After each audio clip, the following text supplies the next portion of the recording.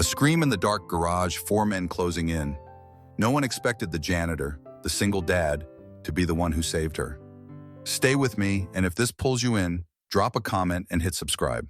The hum of fluorescent lights echoed through the underground garage of Hale Tower, a place that usually carried only the sound of engines starting or heels clicking across polished concrete. But that night, the quiet was broken by something raw and jagged. A scream. "Help! Please! Someone help!"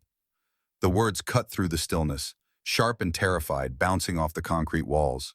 Adrian Park froze in mid-step, the strap of his worn backpack digging into his shoulder.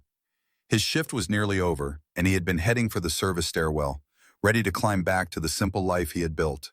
A small apartment and the warm light of his 7-year-old daughter waiting for him. But the sound of that scream rooted him to the spot. His heart slammed against his ribs. He knew that kind of desperation. It wasn't just fear, it was a fight for survival. From behind the thick concrete pillar, he leaned just far enough to see. What unfolded in the CEO's reserved parking stall felt unreal. 2 of Hale Industries' seasoned bodyguards already lay motionless on the ground. 4 men in black ski masks had surrounded a woman with blonde hair disheveled from a struggle, her back pressed against the sleek silver sedan. He recognized her instantly. Victoria Hale, the youngest CEO in the company's history, a face usually marked by poise and authority, now pale with terror as one of the masked men clamped a hand around her arm, dragging her toward a black van with its sliding door open wide like a mouth waiting to swallow her whole. "Get in quietly," the man growled, his voice low, threatening, practiced. Adrian's breath hitched. Every rational thought screamed at him to run. He was just a janitor, the man who scrubbed marble floors and emptied bins no one noticed. He had sworn to bury the other part of himself, the martial artist, the fighter, the man whose hands had once been weapons. He had buried it with his wife, Anna, when cancer took her away. Since then, he had lived only for Lena, his daughter, promising her the gift of a quiet, safe life, no more violence, no more risk. But then Victoria screamed again, a sound that didn't beg. It demanded that someone step out of the shadows, demanded that someone act. And in that instant, Adrian felt the walls he had built around himself crack. The promise he had clung to was no longer something he could afford. He exhaled slowly. The janitor faded, and the fighter he had locked away stirred awake. He let the backpack slide silently to the floor, his shoes moving across the concrete with the grace of muscle memory, his heartbeat steadying into something fierce and focused. Adrian Park stepped from behind the pillar, not as the invisible man with a mop and cart, but as a warrior called back into the light. The men had no idea that their ambush was about to change everything. The man gripping Victoria's arm never saw him coming. One moment he was yanking her toward the van, the next, a sharp crack split the air. Adrian's palm slammed against the attacker's elbow joint with ruthless precision. The bone hyperextended with a sickening pop. The man dropped to his knees, his arm hanging uselessly at his side as a howl of pain echoed through the garage. Before the others could react, Adrian was already moving, a blur of controlled violence in the dim light. The second masked man spun with a wrench raised high, swinging it in a deadly arc toward Adrian's head. But Adrian didn't flinch. He slid inside the strike, his forearm catching the man's wrist, his elbow snapping upward. The blow connected with the man's chin. His body went limp, collapsing to the ground as if someone had cut his strings. 2 down. Victoria pressed herself against the cold steel of her car, eyes wide in disbelief. She had never seen anyone move like that, silent, efficient, as if he had rehearsed this moment 1,000 times. The remaining 2 surged at Adrian together, fists flying in wild, brutal arcs meant to overwhelm. They expected panic, chaos, retreat. Instead, Adrian became something else, calm, fluid, unshakable. He sidestepped a haymaker, his hand snapping out to seize the attacker's wrist, pulling him off balance just as the other lunged forward. The 2 collided in a clumsy heap. Before they could recover, Adrian struck with precision. His heel whipped into the side of one man's knee. There was a sharp snap as the joint gave way. A spinning back fist followed instantly, connecting with the temple of the last man. Both crumpled onto the concrete in a groaning tangle of limbs. And then, silence. 10 seconds. That was all it had taken. Four men who had stormed in with brute confidence now lay broken and groaning on the garage floor. The hum of the fluorescent lights returned, filling the space with a strange, sterile calm. Adrian stood over them only for a breath, his chest rising and falling in controlled rhythm. He wasn't looking for victory, only survival, only to ensure that the woman pressed against the sedan was still breathing. His eyes flicked toward her. Victoria's gaze locked on him, stunned, her breath coming in shallow gasps. She looked at him, not as the janitor she passed in the lobby, but as something she couldn't yet name. A ghost, a shadow, a savior who had stepped out of nowhere. And just as quickly, he was gone. Adrian turned on his heel, retreating into the maze of concrete pillars, his footsteps swallowed by the garage. No words, no explanation. The warrior's calm dissolved into the panic of a man who knew he had revealed too much. He vanished back into the shadows, leaving behind four defeated assailants, two unconscious bodyguards, and a CEO who would never look at a janitor the same way again. When Victoria blinked, he was already gone. It was as though he had never been there at all, except for the wreckage of men on the ground and the lingering echo of his presence, like the memory of a storm that had passed too quickly to comprehend. The garage filled quickly with flashing lights. Sirens echoed off the walls as police and Hale Industries security teams stormed the scene. Victoria stood still against her car, her heartbeat loud in her ears. Four masked men groaned on the ground. Her two bodyguards lay dazed but alive, and the one person who had truly saved her had vanished as if the night itself had swallowed him. Questions came at her all at once. Who were they? How had they slipped inside? Had she seen their faces? But Victoria's mind was elsewhere. She replayed those impossible seconds in her head, the way he had moved, the way he had fought, not like a desperate man, not like a thug swinging wildly. He had moved with precision, efficiency, as if every strike had been measured to end the fight before it began. That wasn't instinct, that was training. Mason, pull the footage, she ordered sharply, cutting through the chaos. Her head of security, still rattled by the embarrassment of two fallen guards, hesitated. Ma'am, the cameras in P1 aren't ideal. Angles are obstructed. She didn't let him finish. Show me now. Minutes later, in her corner office high above the city, Victoria stared at grainy black and white footage flickering across her monitor. The pillar blocked much of the view, just as Mason had warned. But then there, a figure slipping into frame. The uniform was unmistakable. A janitor's gray shirt. The face was blurred, shadowed, caught only for a fraction of a second as he knelt beside her before disappearing again. But it was enough. Her gut told her the truth. Find him, she said quietly, eyes narrowing. I want his name, his file, everything. By midnight, a manila folder landed on her desk. Mason dropped it with reluctance, his pride still stung. Victoria opened it with steady hands. Inside, a single photo stared back at her. A standard employee ID shot. Adrian Park, age 36, employed with Hale Industries' contracted cleaning service for nearly 2 years. But beneath the surface details, a line of fine print caught her eye. Previous employment, self-employed. She frowned. That was vague, too vague. She picked up her phone. Run a full background check, she instructed. No delays, no excuses. I don't care what it costs. Hours later, the results came back, and with every page she scrolled through, the shape of the man who had saved her came into focus. Former owner and head instructor of the Way of the Open Hand Martial Arts Academy, a black belt of national standing, a trainer for local law enforcement. There were photos, Adrian, younger, smiling, his waist wrapped with the dark belt of discipline and mastery. Then came the tragedy. His wife, Anna Park, diagnosed with a rare and aggressive cancer. The academy sold, the savings drained, the bills piling higher than hope. 2 years later, she was gone. And Adrian Park, once a sensei, once a leader, had vanished into the quiet anonymity of mops and buckets. A man who had chosen invisibility for the sake of his daughter, Lena. Victoria closed the file slowly, her mind spinning. He hadn't saved her for money or recognition. He had stepped out of the shadows because he couldn't ignore a cry for help.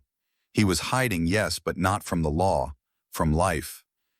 And she realized with a chill that the only person who had succeeded in protecting her tonight was the one man her entire company overlooked. The janitor, the ghost in the hallways, Adrian Park. The night after the ambush bled into morning without rest for Adrian Park. He sat in the dim light of his kitchen, the smell of toasted bread and turkey slices filling the air as he prepared Lena's lunch for school. His hands moved automatically, cutting the sandwich into the star shape she loved, but his mind was anything but steady. Every detail of the fight in the garage replayed behind his eyes. Every strike, every sound of breaking bone, every glimpse of the CEO's wide, disbelieving gaze. He had stepped out of the shadows, and there was no undoing it. The knock came, firm, deliberate, not the tentative tap of a neighbor. Adrian's head snapped up, his chest tightened. "Daddy, someone's at the door," Lena called from the living room, her little voice wrapped in Saturday morning cartoons. "I know, sweetheart. Stay right there," he answered, forcing calm into his tone. He wiped his hands on a dish towel, his heart pounding like a drum as he moved down the narrow hall, peering through the peephole. His breath caught. Victoria Hale. She looked impossibly out of place in the drab hallway, her tailored suit sharp against peeling paint and worn linoleum. The silver Aston Martin at the curb outside gleamed like it belonged to another world, and it did. She was that world. Adrian opened the door halfway, instinctively blocking the entrance with his frame. "Miss Hale," he said quietly, his voice guarded. "Mr. Park," she replied, her voice calm, clipped, carrying none of the terror he'd heard in it hours earlier. "May I come in?" It wasn't a question. Adrian hesitated, then stepped aside.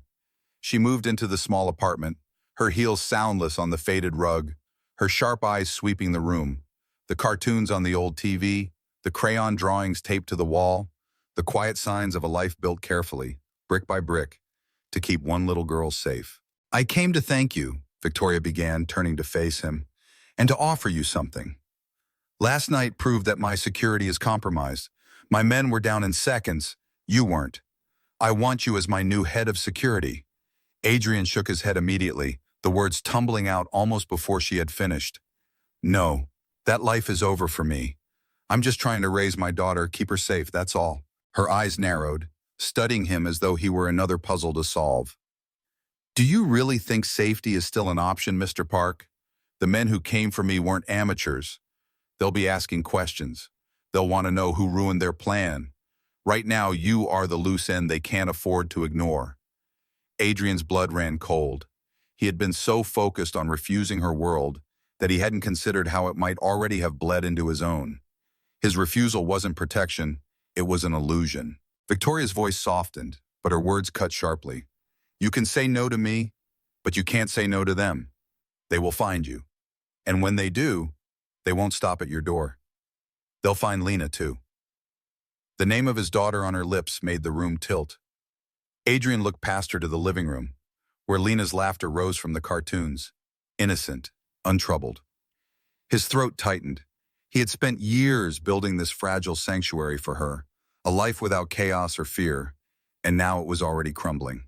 He met Victoria's gaze, his own filled with the weight of inevitability. She didn't flinch. She had forced the truth into the open, and he could no longer look away. Adrian let out a long, heavy breath. The fight he thought he had buried was calling him back. For Lena. For her safety.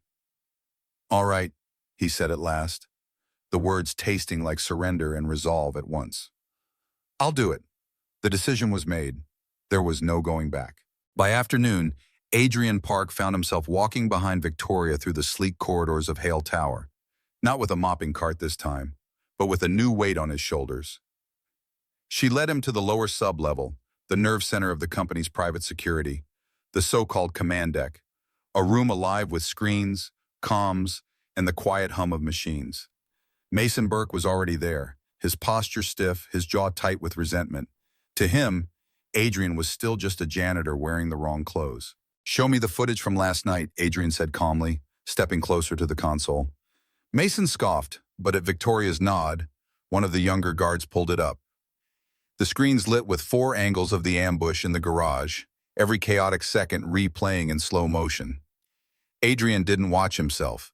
He studied the bodyguards. He leaned in, pointing at the feed. There, 10 seconds before the attack. Both men tapped their earpieces, almost in unison. That wasn't nervous habit. Their comms were jammed. Whoever did this knew your protocols. They disabled your communication before they struck. The room grew quiet. Mason's smirk faltered. Adrian shifted to another feed, the grainy shot of the black van tearing out of the garage. Commercial model, untraceable, but he gestured for the guard to zoom in on the rear window. There. See that? A decal, small, a bird of prey, a hawk maybe. It's not standard issue. That's a marker. People who plan this carefully leave fingerprints. This is one of them. Victoria's eyes flicked to Mason, sharp with silent judgment. Mason shifted uncomfortably, unable to deny what Adrian had spotted in seconds. Just then, a guard announced a delivery had cleared through reception for Ms. Hale. Orchid and Vine Atelier, a rare orchid. The timing made Adrian's instincts bristle. He excused himself and took the elegant box into a conference room. Alone, he set the flower on the polished table.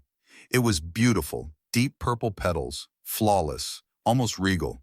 But beauty was often the best disguise. Adrian ran his fingers slowly along the ceramic pot, pressing gently, feeling for anything that didn't belong. His hand slipped into the soil, turning the earth until it brushed something hard and unnatural. He dug carefully, and there it was, a device no larger than a grain of rice, a listening bug, its tiny microphone glinting faintly under the light. His stomach sank. He placed the bug in his palm, staring at it in silence. Whoever was after Victoria hadn't just tried to take her body. They wanted her secrets, her thoughts, her strategies. The enemy wasn't outside the gates anymore. They were already in the castle. Adrian walked into Victoria's office without knocking. She looked up from her desk mid-call and froze at the expression on his face. He opened his hand and let the small black device rest there like proof of betrayal. "They're listening," he said quietly. "They're already here." Victoria's face drained of color. For the first time since the garage, her composure slipped. Around them, the hum of the tower suddenly felt different. No longer a sound of control, but of intrusion. And in that moment, Adrian knew his job wasn't just to guard her life. It was to protect the heart of an empire already under siege. Victoria stared at the tiny listening device in Adrian's palm, her jaw tight with fury.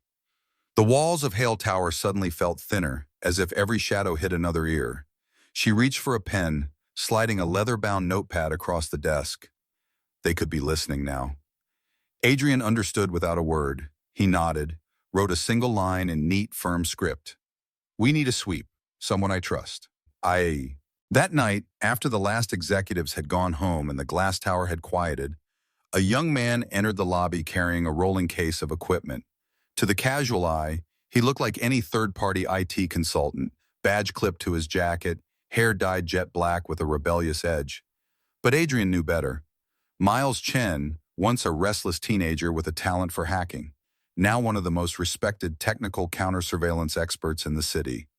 Adrian had trained him years ago, showing him how discipline could sharpen brilliance into purpose.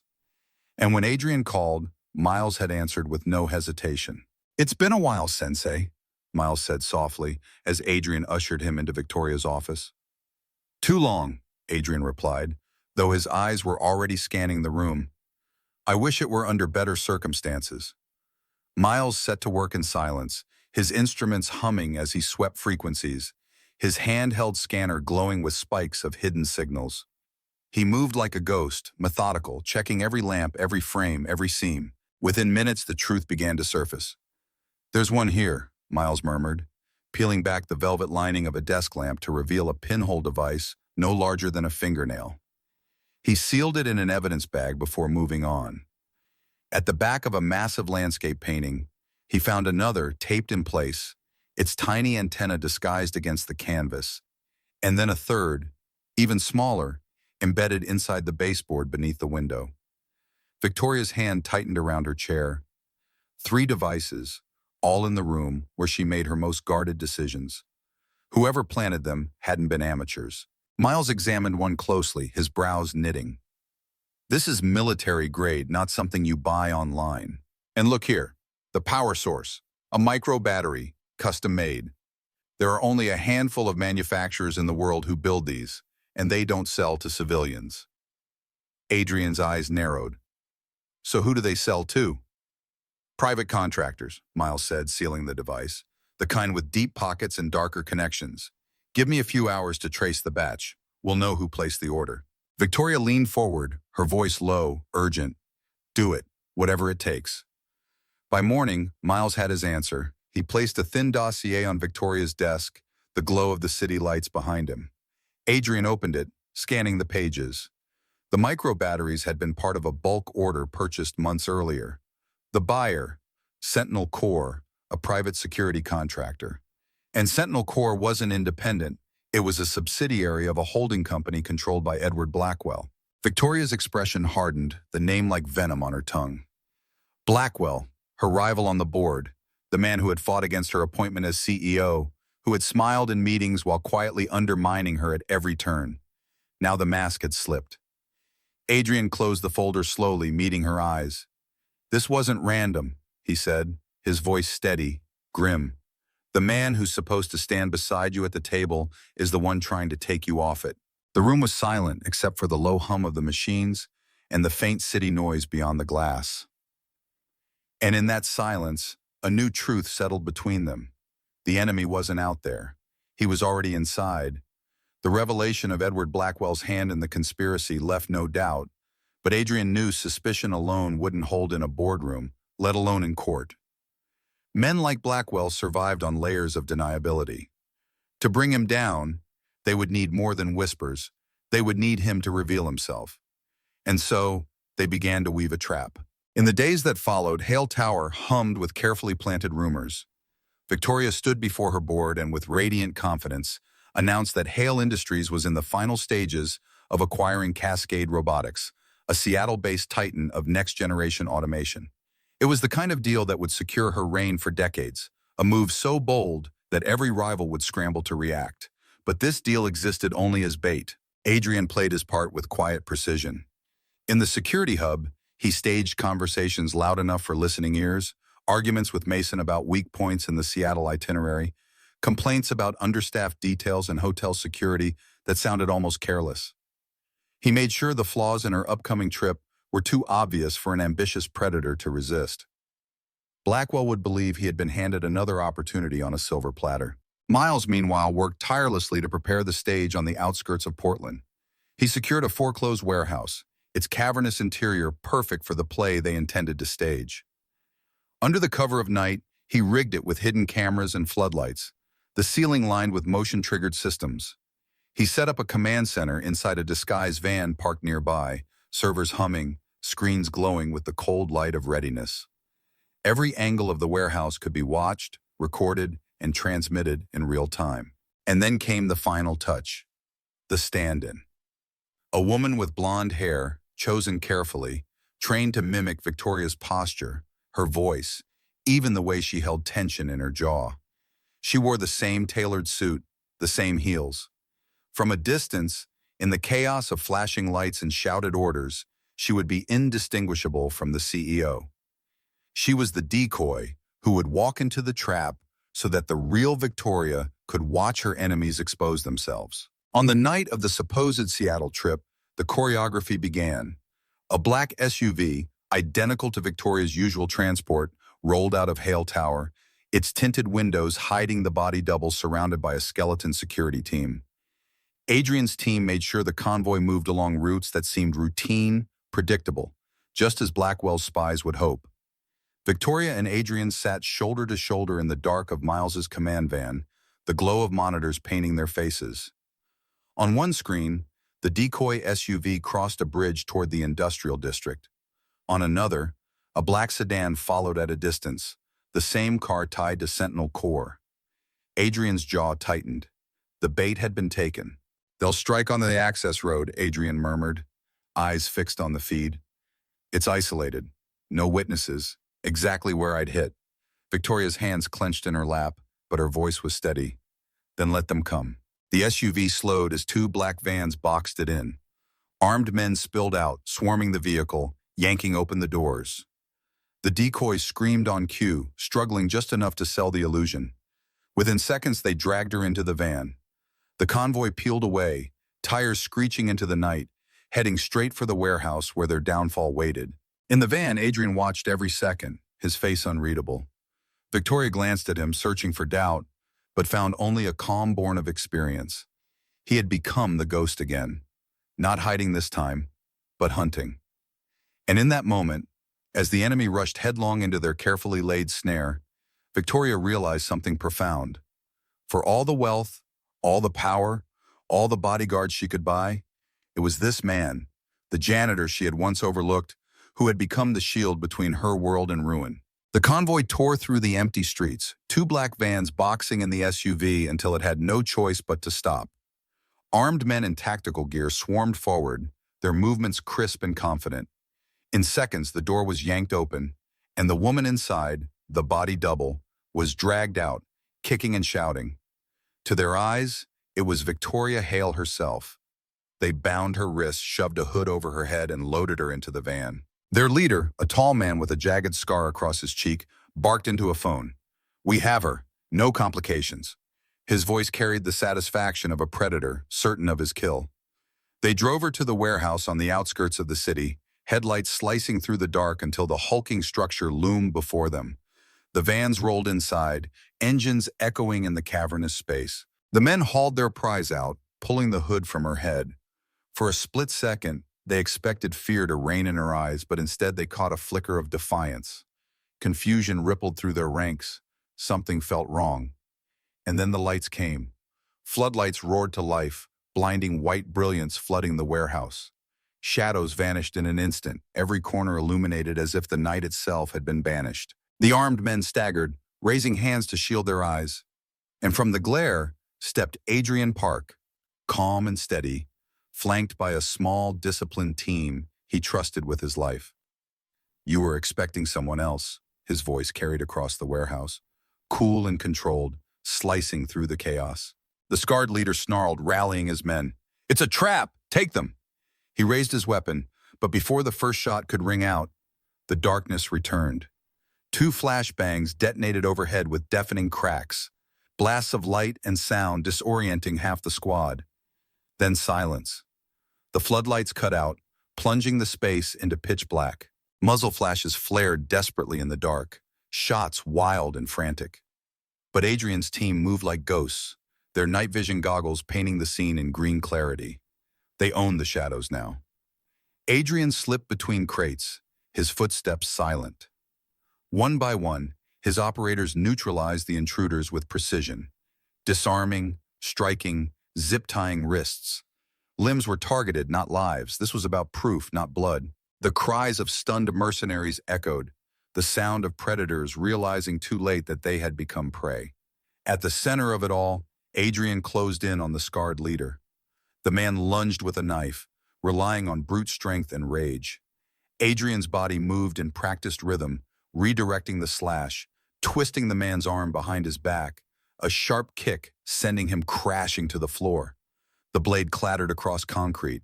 With a swift lock, Adrian forced him down, his shoulders screaming in pain under the hold. "It's over," Adrian said quietly, his breath steady as if the fight had barely touched him. The floodlights blazed on again, revealing the truth. 10 men from Sentinel Corps lay restrained, groaning, their weapons scattered uselessly across the ground. The body double, unharmed, stood calmly to one side, and every second of it, all the chaos, all the evidence, had been captured by hidden cameras that lined the warehouse walls. The hunters had been caught in their own snare. And as Adrian's team secured the last of the mercenaries, he lifted his head toward the yawning warehouse doors. He knew who was coming next, the real enemy, the man who thought he had orchestrated her downfall. Edward Blackwell's moment of reckoning was about to arrive. The roar of an expensive engine cut through the still night, growing louder until a sleek black Mercedes rolled into the warehouse. Its headlights sliced across the concrete floor, sweeping over the restrained men of Sentinel Corps, sprawled in defeat. The car door opened, and Edward Blackwell stepped out, his suit immaculate, his smile smug with anticipation. He expected to see Victoria Hale bound and broken, delivered neatly into his hands, but the sight that greeted him froze the smile on his face. His elite mercenaries were zip-tied on the floor, weapons scattered uselessly, and standing tall among them was Adrian Park, calm, watchful, a silent shadow made flesh. Blackwell's confident stride faltered. "What is this?" he demanded. his voice cracking at the edges. From behind the glow of the command van, Victoria emerged. No fear, no chains, only authority, sharp as steel. Her heels clicked slowly across the concrete, each step echoing like a gavel. "Surprised to see me, Edward?" He tried to recover, adjusting his cufflinks with forced composure. "I got a call about a breach. I came to help." His words were smooth, but his eyes betrayed panic. "Save the performance," Victoria cut him off. She gave Adrian a subtle nod. Adrian hauled the scarred leader of Sentinel Corps to his feet, shoving him forward. The man's face was pale with defeat, his voice bitter but resolute. "He hired us. Blackwell paid us to take her, bug her office, all of it. The plan was to make her disappear, then force the board to remove her." Blackwell's mask shattered. "He's lying," he snapped. "This is a setup. You can't prove." Victoria raised a hand, silencing him. Her gaze turned to the far wall where a discreet camera blinked red. "Actually, Edward, I can. Say hello to the board of directors." Above them, a screen flickered to life. In a secure conference room miles away, the entire Hale Industries board watched in stunned silence as the confession replayed live. Every word, every detail, captured and transmitted. Victoria's voice was calm, but it carried the weight of final judgment. "Members of the board, you have witnessed tonight's events with your own eyes. Edward Blackwell conspired to abduct me, to infiltrate our security, and to seize power by force. This is not ambition. This is treason." Blackwell's face drained of color. He turned, desperate to retreat to the safety of his car, but Adrian's men were already there, blocking his path. The warehouse echoed with the distant wail of sirens growing closer. "As of this moment," Victoria declared, her voice ringing like a verdict, "Edward Blackwell is removed from the board of Hale Industries for gross misconduct and criminal conspiracy." Her eyes locked on him, cold and merciless. "You will spend the rest of your life paying for the damage you've tried to cause." The sirens burst into the night outside as police vehicles swarmed the warehouse. Uniformed officers poured in, their red and blue lights painting the walls in jagged color. Blackwell's protest dissolved into a panicked murmur as handcuffs closed around his wrists. The scarred leader and his mercenaries were dragged away in chains, their empire of shadows collapsing in one night. For the first time in weeks, the air inside Hale Tower's orbit felt lighter. The threat was unmasked, the poison had been cut out, and standing there in the aftermath of the storm, Victoria and Adrian exchanged a glance that said more than words could. She had trusted him with her life, and he had delivered her enemies into the light. In the weeks that followed Blackwell's arrest, Hale Tower transformed. What had once been a fortress riddled with cracks became something stronger, rebuilt under Adrian Park's steady hand. He moved through the security hub with quiet authority, dismantling old systems of complacency and replacing them with discipline, clarity, and trust. The guards who had once smirked at him now stood straighter in his presence, their respect earned not by title, but by proof. Those who had courage and skill were lifted higher. Those who clung to pride alone, like Mason Burke, found themselves stepping aside. The command of Hale Industries' global security was no longer a hollow post. It was a living shield, and Adrian carried it as though it had always been his. Miles Chen was brought in officially, his restless brilliance now channeled into building a digital fortress around the company. Servers were hardened, networks fortified, every channel swept for the whispers of betrayal. Where once there had been hidden microphones and silent invaders, there was now vigilance. For Adrian, it was more than rebuilding a system. It was reclaiming the promise of safety, not just for Victoria, but for Lena too. But the changes didn't stop at protocols and cameras. Slowly, something shifted between the CEO and the man she had once known only as the janitor. Their meetings, at first focused on strategy, began to wander. A discussion about logistics would drift into late-night conversations about childhood memories, about grief, about the loneliness of carrying the weight of an empire or of raising a child alone. Somewhere between the quiet hours and the storm they had survived, the lines blurred. She was no longer simply his employer, and he was no longer just her shield. Lena felt it before either of them admitted it. The little girl ran into Victoria's arms as easily as she did her father's, her laughter spilling across the penthouse office or the quiet halls of their apartment. To Lena, there was no hierarchy, no titles, just warmth. She began to draw three figures in her crayon sketches, herself in the middle, Adrian on one side, Victoria on the other, stick hands linked beneath a sun drawn too big for the page. When Victoria saw those drawings taped to the refrigerator, her eyes softened in a way Adrian had never seen before. One evening, the three of them sat together at Mrs. Gable's kitchen table, the smell of fresh cookies in the air, Lena proudly showing Victoria her latest school project. It was such a simple moment, so ordinary, yet Adrian felt something deep inside settle into place. He realized he wasn't standing in the shadows anymore. He wasn't just the ghost who had stepped out of a pillar to fight. He was part of something he hadn't dared to imagine since Anna's passing, a home. For Victoria, the walls she had built through years of corporate battles began to fall, not with dramatic gestures, but with the quiet weight of trust. She had found strength not in isolation, but in letting someone else in. And for Adrian, who had buried his fists and his heart for the sake of survival, meaning had returned. He wasn't only a protector of a company, he was a father rediscovering joy, a man finding light where there had only been shadows. Together, with a CEO who had learned to lower her guard, a warrior who had found his purpose again, and a child whose love bridged their worlds, they had formed something rare. Not a contract, not a strategy, but a family.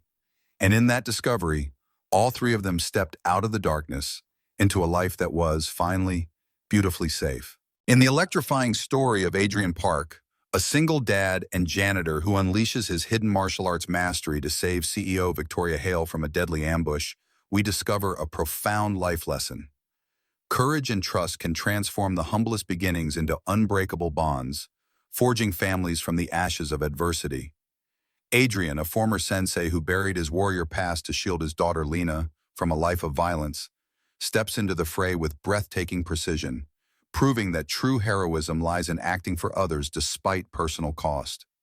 Victoria, a titan of industry betrayed by her own board, learns to see beyond titles, finding in Adrian not just a protector, but a partner who shares her burdens.